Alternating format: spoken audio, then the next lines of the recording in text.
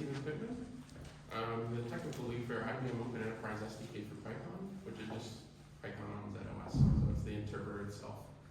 So I'm joined here today with Bill O'Farrell, who works on Go. But today we're going to be talking to you guys about secure open source tooling for ZOS. So we got tons of packages, we got tons of open source tooling, and we're just going to show you guys them. So first off, the agenda. So we're going to look at first what the motivation about this talk is. So it's like, why are we here? Then I'm going to go do an overview of the Enterprise SDK for Python. Then I'm also going to do an overview of the AI toolkit for IBM ZOS. Then Bill's going to take over, and he's going to do Go, and he's going to do the zopen community and the Open Enterprise Foundations. So first, what is the motivation for this talk? We know that the Z systems, they got kind of a reputation for being secure, but that only works if the software that you're actually running is secure. So if you're running out-of-date software, it's like old, or it's got vulnerabilities or something, your Z system's not going to be that secure, right? So this presentation, we're going to be talking about what is the latest and greatest that's coming out. A whole bunch of tools, it's a whole bunch of packages, but a bit beyond that is, how do you actually keep them secure? So you download them now, they're great. What about a year from now or 2 years from now, right? So first, let's start with an overview of Python. So Python, it's an interpreter that runs under Unix system services. So for those that don't know, that's when you got ZOS, there's a whole bunch of subsystems. Unix is one of those. So it's just a totally POSIX compliant environment, and you can just run any Unix program on it. So with Python, it comes with the standard library, but then it also comes with a whole bunch of extra stuff that we've added. So these first two are, they actually sometimes will come with a Python distribution, sometimes not, but that's pip, which is the package manager for Python, and virtual environment, which is, it's basically Python's version of containerization. So it's like, if I got two projects and they have conflicting dependencies, you can silo off those dependencies so that you can install all of them. So it just works. Next up is the cryptography package. So that's just running cryptographic functions. And then we also got CFFI. So that's being able to run, load up any shared library and be able to call any functions on it. So if you got any like C or C++ or COBOL shared libraries, you can just run those through Python. Now, we also added a whole bunch of other ZOS specific features. So the first one is, it's EBCDIC and ASCII auto conversion. So if you've ever actually used Unix system services, you'll know that basically all the different programs and files aren't going to be the same encoding. Some of them are going to be ASCII, some of them are going to be an EBCDIC, and you kind of need a way to actually use these. And so Python just does the encoding and conversions automatically. So if you run a program on the system, it's just going to work, no matter what encoding that's using. Or if you load up a file, it's going to just work. If you actually want to do that encodings manually though, we did add some extra ZOS specific encodings, so you can just use whatever you'd like. We also added ZEDC support. So ZEDC is the Z Enterprise Data Compression Utility. It's hardware that you can get for your Z16 or Z15. But basically what it does is that it's got it's hardware compression and decompression. So for Python, you got a whole bunch of tar files when you try to install packages. So what it's going to do is, instead of doing that through software, it'll just try to offload it to the hardware instead. And that's all done automatically, so there's no changes required. You just run the functions and it'll just do it itself. Now, we got two supported releases currently. So we got Python 3.11 and we got Python 3.12. But basically, if you got a supported ZOS version and if you got supported ZOS hardware, it's going to run there. It runs on everywhere.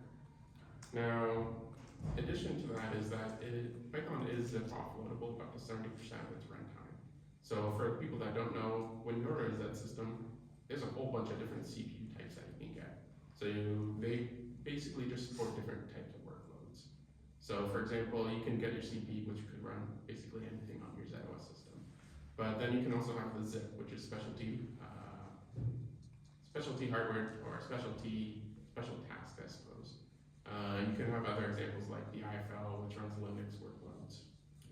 But Python, it runs on zip for most of the time, if it's available on your system. But one thing to note is that not every single workload on Python is zip offloadable. So if you take a look at our docs, it'll specify, this is what you can get that is zip offloadable.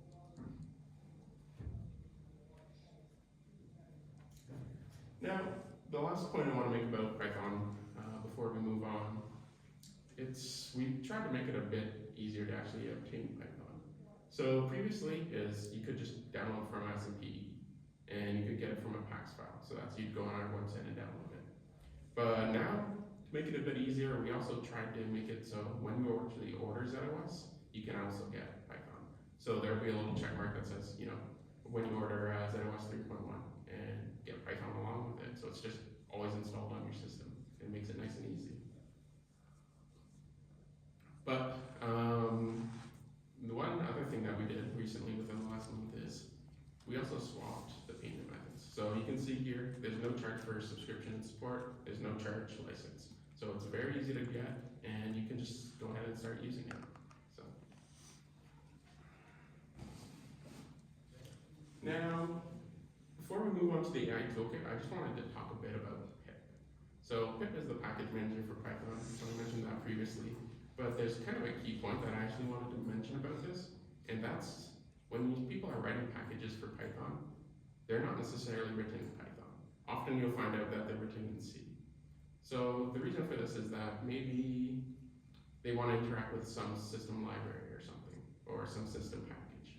But it could also be, oh, I got a bottleneck in my Python code. Let's rewrite just that tiny portion in C and alleviate that. So there's a whole bunch of reasons they might do that, but the key point is, you can have your package written in C, it could be written in Python. Other languages are possible as well. But for pip, you can actually install from any location. So if your package is coming from GitHub, you can just specify the GitHub URL. If it's coming from your local file system, or there's also this pypy.org, which is the Python community's package repo. So you can just say pip install, and it'll install that package from wherever it is.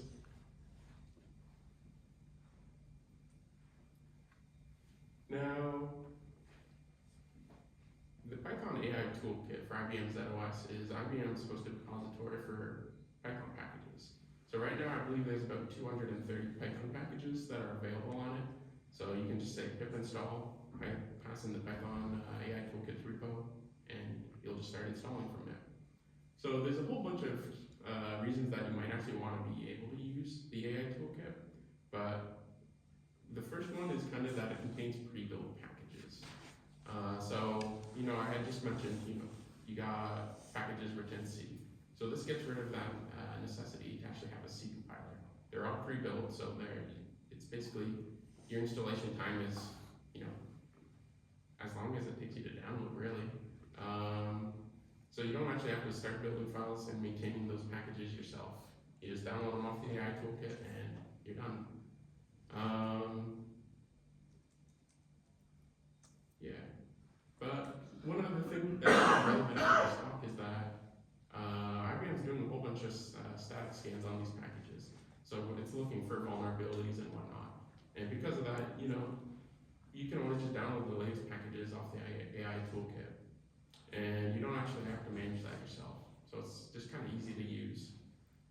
Some examples though of the packages that it contains, I got a whole bunch on the bottom here. You can see NumPy, which is for doing numerical calculations.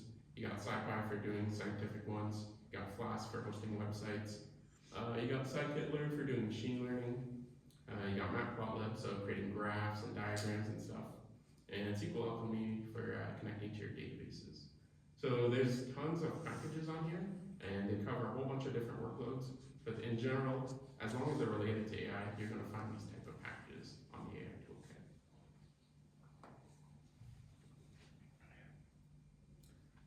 Now, here's kind of an overview of what IBM's actually doing to get a new package into the AI toolkit. So if you take a look at this diagram on the left, we'll be grabbing the source from the open source community. We'll be checking it into our own GitHubs, so internal to IBM. At that point, we start scanning. So we're doing all these various static scans. So it's going to be saying, so from the very beginning, we start doing scanning, but then once we start doing the porting work, so that's like we make all the changes to get it working on Zeb, it scans on every single change and it's making sure. Maybe there's a newer version you should update, but that's telling us to update, so before we actually send it to you guys. But you can see, it's going to just continuously do these scans until we're pretty much ready to package and send out that one. There's one thing to note though, is that you can scan at the start, but that's actually not enough. Because once you actually install a package, you're going to have a whole bunch of different dependencies. They're not necessarily your build time dependencies, but they could be runtime only. So we have to scan both before, like just that source for that package, but we also have to scan again because these dependencies that are now newly included, we need to actually scan those as well. But you can see, we got 232 packages, and it's also no charge. So for it's no charge license, sorry, but it's got optional SNS. Now, to tie these back to the kind of presentation today, being able to keep Python itself secure, so the IBM Open Enterprise SDK for Python, that's actually kind of really easy. It's just update to the latest PTF. Or if there's a new release, update to the new release. So there's nothing really to that one.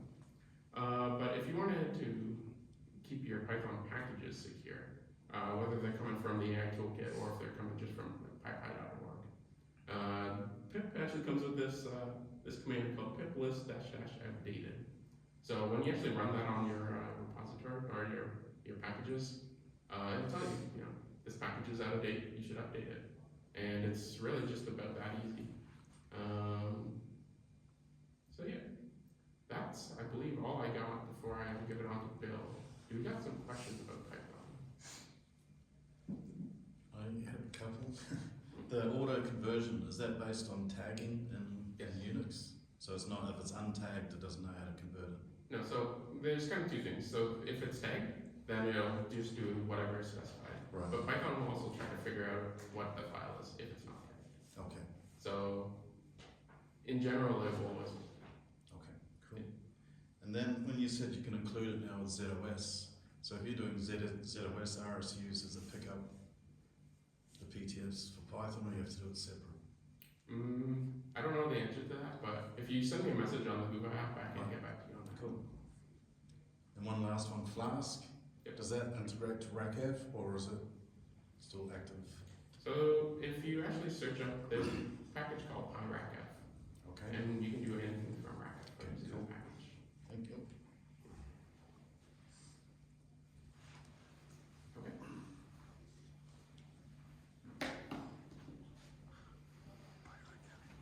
So I'm Bill Farrell. I'm the technical lead for Go on ZOS.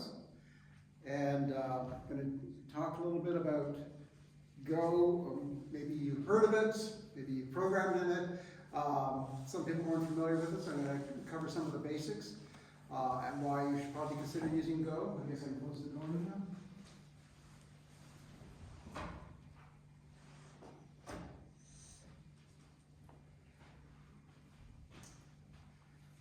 So, Go was released by Google in 2012. So that's 12 years old. So that's kind of still preteen for a programming language. That's still pretty young. The design goals for Go, and they've met those goals, is first of all an efficient native compiler. So it's not interpreted, it's not a JIT, it's an efficient native compiler in the same way that C and C++ are native compilers. Compiles into machine code. No include files. So one of the problems with C, and I've worked on some large C projects which have an include file, which includes an include file, and it keeps going, and each one of those has to be built on every run.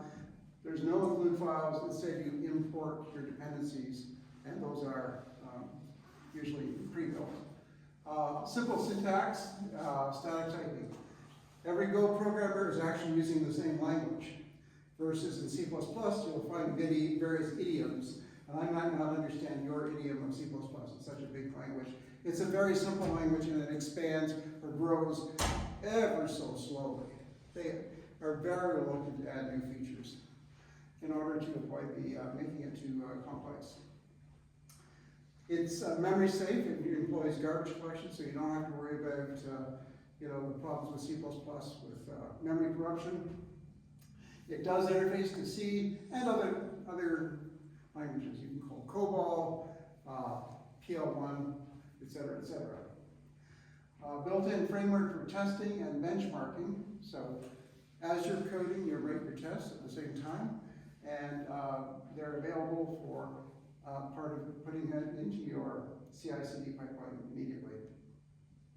One of the big strengths of Go is built-in concurrency, and this is not just lots of threads that are sharing storage, it's channel-based concurrency, so it's very easy to manage concurrency.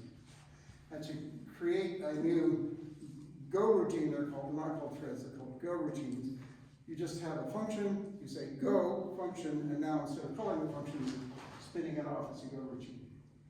Built-in networking and portable community contributions, thousands of open source Endian independent packages are available. Endian independent is very important with Go. Fundamentally an Endian independent language, so if you're used to porting C and worrying about all those Endian things that people do that only work on x86, you have to convert them. That doesn't apply for Go. Most of these I've already mentioned. Large standard library, that's important to know. This is the main thing I want to talk about today. One of the main things is very strong backwards compatibility guarantee. So the best Go to use to build your package is the current Go. So that's why we support what we call semantic versioning. So we are going to recommend that you always use the current version. So we move up to a new version twice a year. So we're now 1.23, there's 1.24, and we put out PTFs once or twice a month with those versions, and the PTFs cover all the vulnerability fixes. You want all the current vulnerability fixes. You don't want to be stuck with an insecure package. So build it with the current Go, and you'll get all the vulnerability fixes. And this is very important. For ZOS, you want your application to work forever, but we're recommending to make it work forever, you build with the current Go, get all the fixes. Lots of use. One obvious use of Go is in native containers. So ZOS now supports Podman and Kubernetes native container support. I'm going to demonstrate that. That's all written in Go. And so we've been at this project working on it for about 5 years. The main original stakeholder, or our primary customer, was all of the people working on Podmans there. It's the fastest growing open source community language, according to that site, OSS Insight. 7th on the TLB Insight, the TLB Index, and it's grown from number 13 last year, so it's definitely on the upswing. It's the only memory safe language in the compiled language, that is, natively compiled language in the top 10. Number 3 in GitHub pull requests and 13 million unique downloads. So I mentioned that we've been working with the native container group on ZOS. And that's put Go in the nexus of a sea change in ZOS. So, when we started the project back in 2019, I made a big spreadsheet of all of the syscalls that we would need in order to build Podman and Kubernetes that didn't currently exist on ZOS. And we worked with the ZOS team, both the Unix System Services team and the LE team. We put in, not me personally, but the ZOS team has put in 76 new syscalls that are Linux-like syscalls. And this is a sea change because now it's become much easier to port applications in any language, but particularly with Go, onto the ZOS platform. Plus lots of constants and et cetera.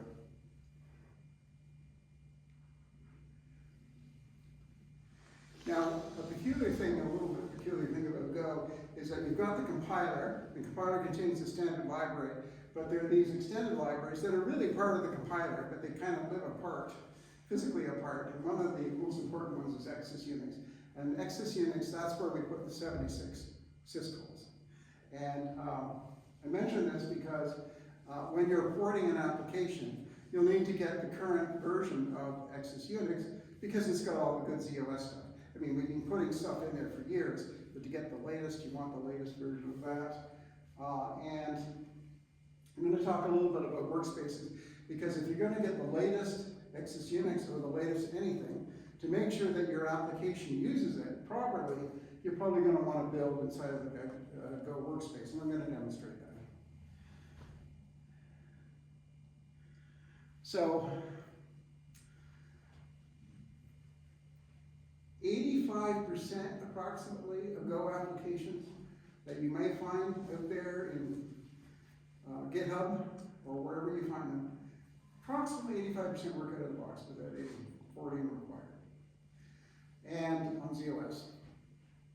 And I think that's incrementally increasing because of the, as I say, all of the Linux-like syscalls that we've added. But there's the 15% which are annoying and you have to do something with. In order to help you on that route, we developed a tool we call WARF. So WARF is going to help you do your porting for you. And a lot of the time,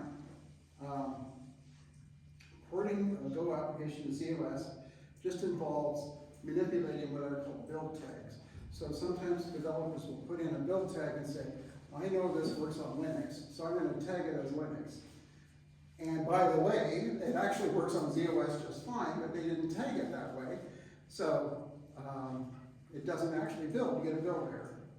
Sometimes there are constants. Sometimes constants have different names on ZOS versus Linux. These annoying things, okay? And so for these kind of run-of-the-mill porting tasks, there's no reason why they can't be automated. So I'm going to invoke the great God of Murphy, and I'm going to, see if I just push escape. I'm going to try and do a demo of WARF. I'm going to have to sit down for this. Put my chair over here. Okay.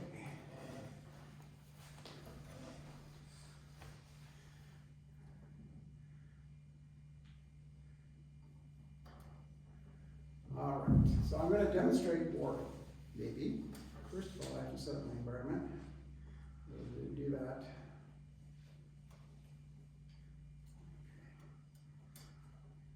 Now, I chose a package called Ginkgo. It's a testing framework, and the only reason I chose it is because it's one of the 15%. So it's not an advertisement. You have to use Ginkgo for anything. I don't care. I just want to demonstrate how we can port it. So if I just last night did a git clone of Ginkgo, and if I go into Ginkgo, here's Murphy coming. Okay, go build. This is the little idiom that Go uses that says, build this module and all submodules, and come back and tell me if there were any errors. And we're using a server which is many thousands of kilometers away, so we'll see how this goes. It should produce some build errors. If it doesn't, that means I've messed up. Come on, Go. You can do it. So we'll do it. There's no build -v. It will print out the errors. You could do a -v if you want. Yeah. How many have programmed in Go already? Nobody. Okay. This is all new. Oh man, it doesn't take this long usually. There we go. Okay, so we built that project and all sub-projects in the Ginkgo library and found some build errors, okay? Now, looks like there's undefined constants, an undefined interrupt handler, which are methods that are not defined, etc. So, you know, you could, by the way, these problems occur in Ginkgo, but the problems could actually occur in any of the Ginkgo dependencies. So often we find the situation where, I remember in the good old days, we tried to instruct people on manual porting, okay? How to port your program manually, and we put out these huge multi-page sets of instructions. Go into this file, download your dependency, go into that file and change the tag. Download this dependency, go into that file and change the tag. But that was unmanageable and unscalable because the dependencies were constantly changing, and we couldn't, we couldn't keep track of that. So, it was a bit of a nightmare, so that's why we came up with this. So I'm gonna do, my tool is Wharf. I'm hoping I've got it on my path, and I'm gonna, so Wharf is gonna go through, I have to do, sorry, nervousness. I'm so worried about the Murphy. I mentioned workspaces, right? So I'm gonna build this in the context of a workspace. So a Go workspace means I have to do Go work init, and all you get out of that is you get an extra file called the go.work file, which originally has nothing in it, except that it has the version of Go that I'm using. And then I'm gonna say Go work use Ginkgo, and now it's got use Ginkgo. So that's what makes a workspace. Now you're done. You've made a workspace, okay? That means that when Wharf goes to port this, it's going to, if it needs to download some other current versions of dependencies, it'll put it in the workspace, and it'll pick up those versions rather than a specific version that's mentioned as a dependency. Okay, now I'm going to go into Ginkgo, Wharf. Now Wharf is going to port this package. I have worked this previous 10 times I did it. And it's going to fix your package and create a file backing up all the things that changed if you want to move back to the older versions, okay? And it's going to tell you what it's doing as it's doing it. Okay. Poughkeepsie, New York, here we go. There we go.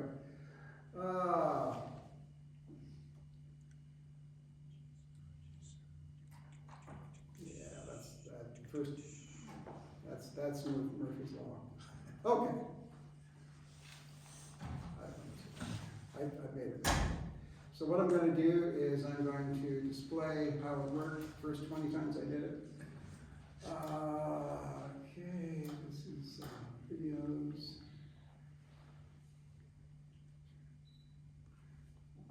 Here we go. So what's Ginkgo? It's a testing framework. So You got your we go into this directory.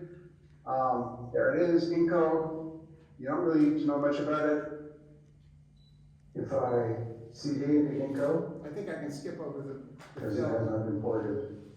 Okay, there we go. That's what you saw. Go work in it. Go work Into this go.work file, We'll go into, it's essentially the better part of the compiler. And within the parsing of the code, and there might be thousands of lines of code that it parses, it looks for the problem areas that Go has when it runs on COS and fixes them. It fixes them in place and it backs up the original file, so you can go back. that's what it's supposed to do. So, it's going to show you that it developed a go.work.backup where your original version is backed up, but it's fixed this one, and when I build this one, it's going to build properly, okay? And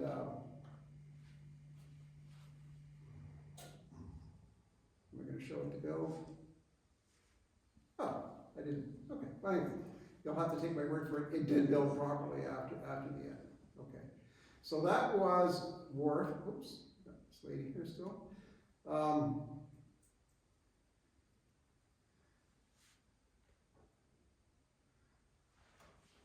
And trust me, it works. I don't know what I did wrong, but I did it 20 times to practice and it worked fine. But that's just. You have this slightly different syntax. You've gone. Yes, you're right. This one I did just wharf and the name of the package. And that would port that package, but not necessarily any of the sub packages. But if I do wharf dot slash dot dot dot, and that's what I did 20 times, it will port all of the sub packages as well. That's correct.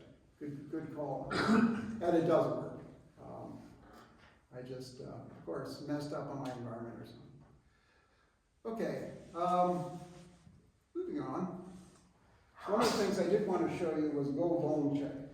And if it had done the porting correctly, let's see if I go back to that. No, it doesn't let me go back to that screen. So this is a talk about security and enabling secure open source. So with Go, the best way to do that is, well, there's two best ways. Use the current Go, of course, and then once you've decided to use a given package, run Go vuln check on it. So what it's going to do, and what it did last night in wee hours, when I ran Go vuln check, it told me about Ginkgo. After I did the porting, it said no vulnerabilities found. Now sometimes if you do Go vuln check on a package, it's going to find some vulnerabilities, but it's so thorough that it will tell you, for example, if Ginkgo used some dependency that had a vulnerability, it will actually go through and determine whether or not you used that piece of code in that dependency that actually exposed the vulnerability in your code. And if it didn't, it will say, I found vulnerabilities in this dependency, but you didn't use them, so you're good. And that's based on a very large database maintained by Google of all the vulnerabilities in all the packages, more or less, in the world. So it's a very good tool to use to ensure that you have very secure applications.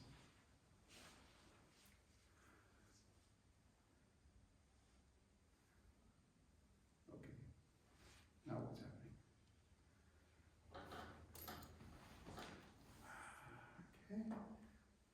Okay. Escape. I've gotten into a strange mode. Can't get out of it.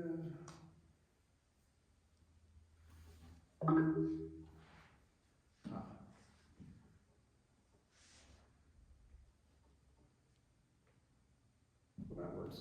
Okay.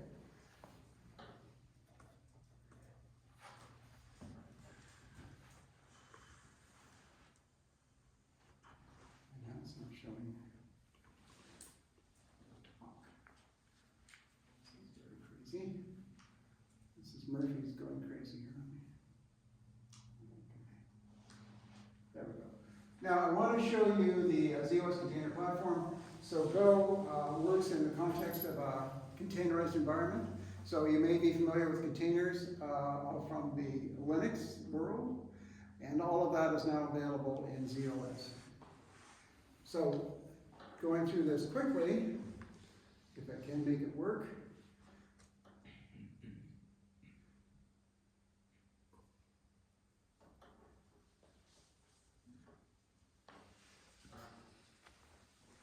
So we're done with Ginkgo. So now I'm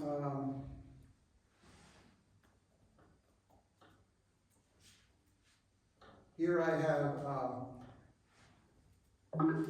with containers, you program or your builds through container files. Container files are basically a script of how I'm going to build this application.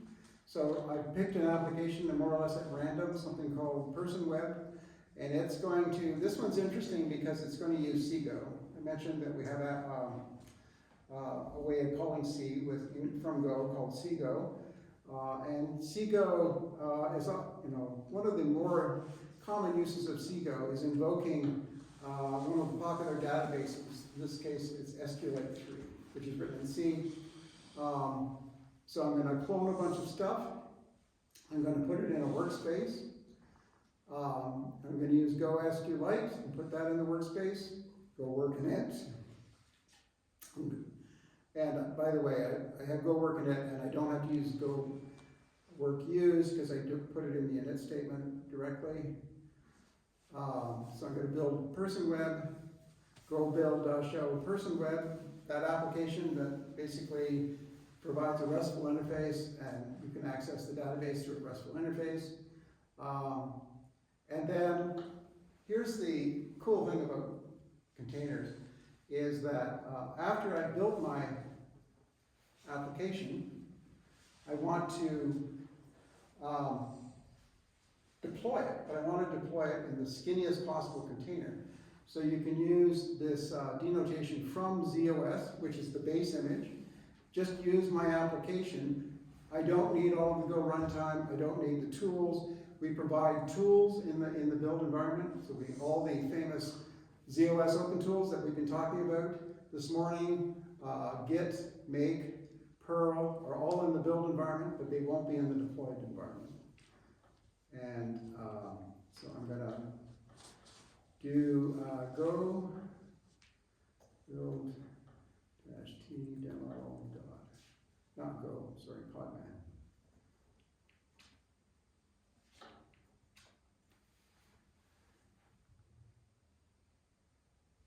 Okay, that worked really fast. The reason that worked really fast is because Podman, as does Docker in the Linux world, caches all the different layers in your container. So it saw all of that stuff was cached because I ran it previously today. And so it just said, I'm pulling that from cache, I'm pulling that from cache, I'm pulling that from cache. Now I can show you Podman images, and you'll see that the demo, which I just built, is 248 megabytes, whereas the Golang image that I started with was 1.23 gigabytes.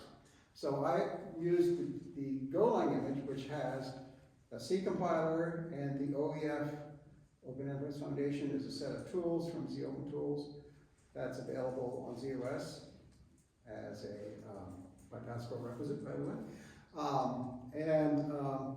Everything you need to set up your CI/CD pipeline, but your deployment can be a lot skinnier than that.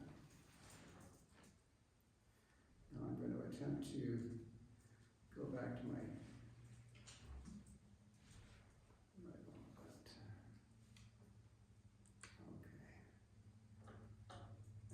slide.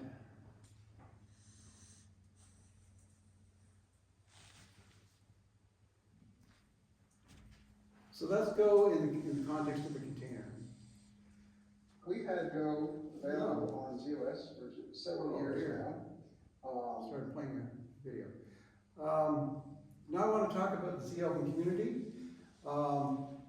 If you were in the previous talk, we had a lot about that. I just wanted to say a few brief words about it right now. Again, why did we go into the zopen community? Because we wanted a set of open source tools that had all the latest vulnerabilities fixed, that was current with the community, and which basically anyone could contribute to, because we are genuinely open source. It was an open initiative because, and we followed, recently we've become part of the ZOS open tools, sorry, the Open Mainframe project, which I don't know how to there are over current. Stop it. Where's the audio? On top of it, I think, yeah. There it is. Okay.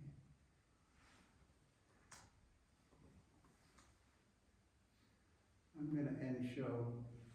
Apparently I've got lots of embedded audio, which I didn't know about.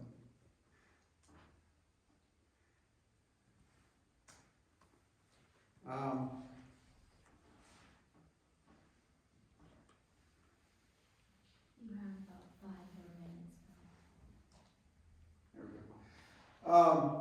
So we want to leverage open source community for maintenance. We want to be able to discover issues early, and we have fully upstreamed Bash, Perl, Make, IconV lessons so far. So it's upstream first. So when we do a port, we try to upstream it. I know sometimes the PRs are not accepted right away, and in which case you go to the Open Tools site to get the port.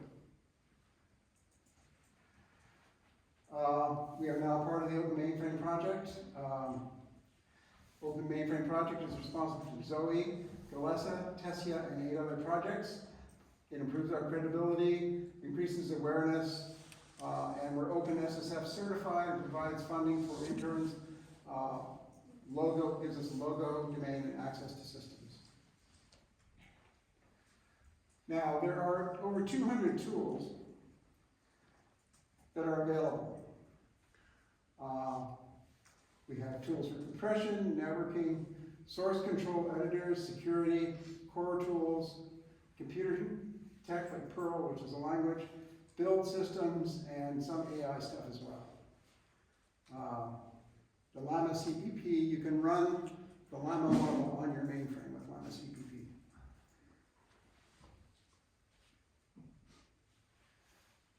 We have a fully automated build system, so if you want to make a contribution, you do a pull request. It will go through all of the automated builds, automated tests, and if it passes all the tests, an automated release, an automated update. It works through basically GitHub Actions.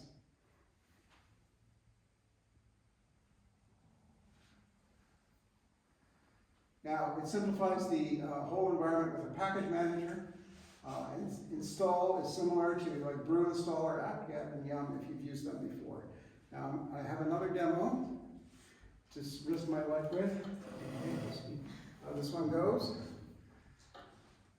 So I'm going to try to use zopen tools to install something.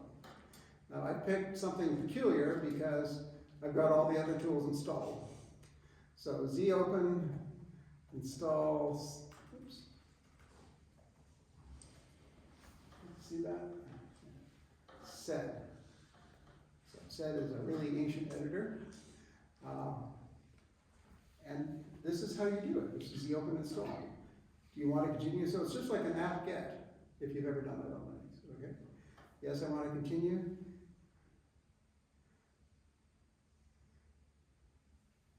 Now here, this is an important thing. GNU Sed has been installed as gsed under the bin dir to avoid collision with the built-in sed. Now, this is important is that we don't want to interfere with your existing ZOS build processes or whatever you may have set up. So we take a cautious route. Obviously, you can choose to install this under the name sed, but the default is to install it under a non-conflicting name.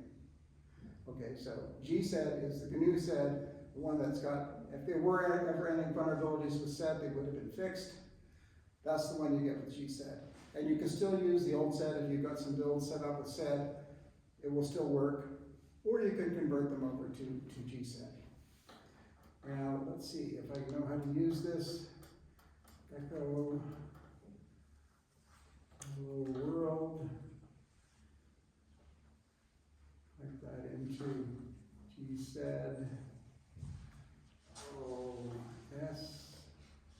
Change. Hello. I need a quote. Quote S. Change hello to world.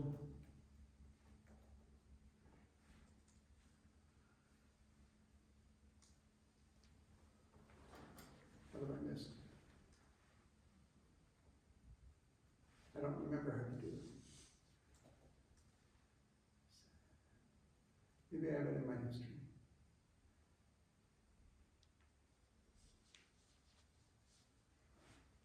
I don't need to learn how to use sed today. Oh, there we go.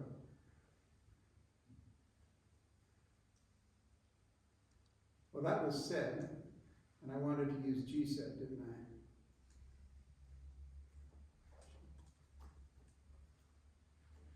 Okay. And that's not even working. I haven't got the syntax right. Anyway, I won't play around with that.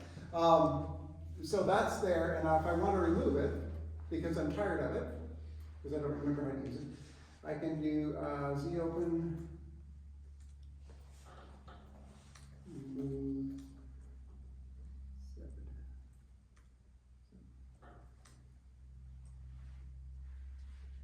it's gone. Not gone, okay. So that's the install manager for zopen tools. Makes it very easy, trivial essentially, to install something if you want to use it, or uninstall it if you're done with it. It's worth mentioning, we're working on something called zopen audit. We can leverage the osv.dev API to detect and notify users of vulnerabilities in tools.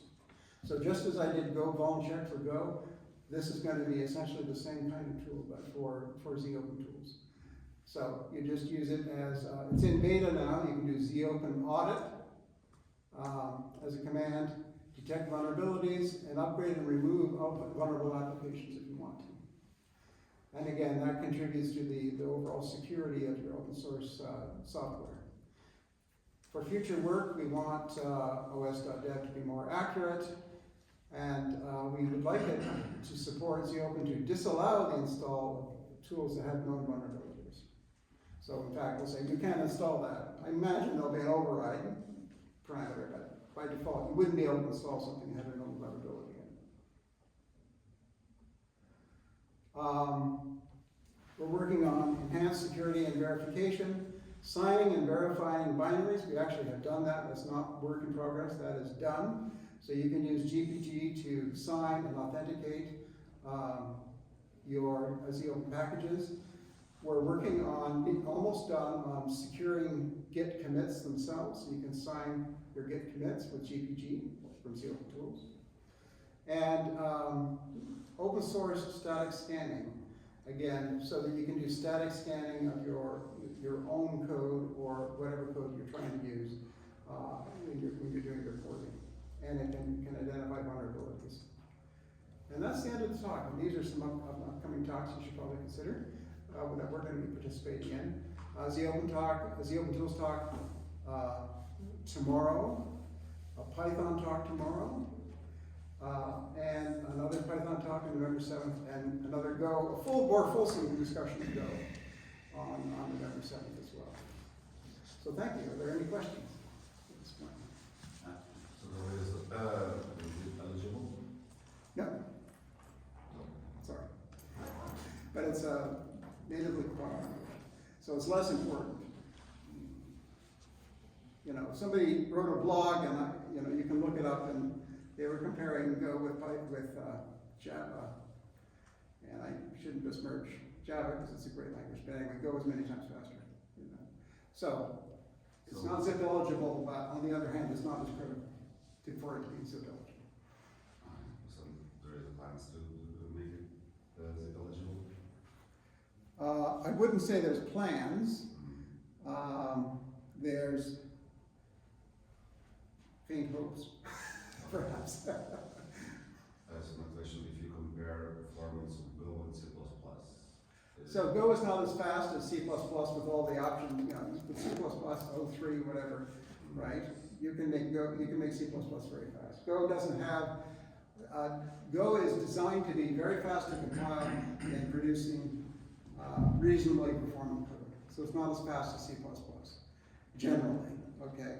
But generally, it will be faster to compile than C++ because of the emphasis on fast compilation. They actually, as you're doing development in Go, and when you build a Go application, it will actually build pieces of it and store it in cache. And if you didn't change that part of the code, it won't rebuild it next time. It will actually use the cache version.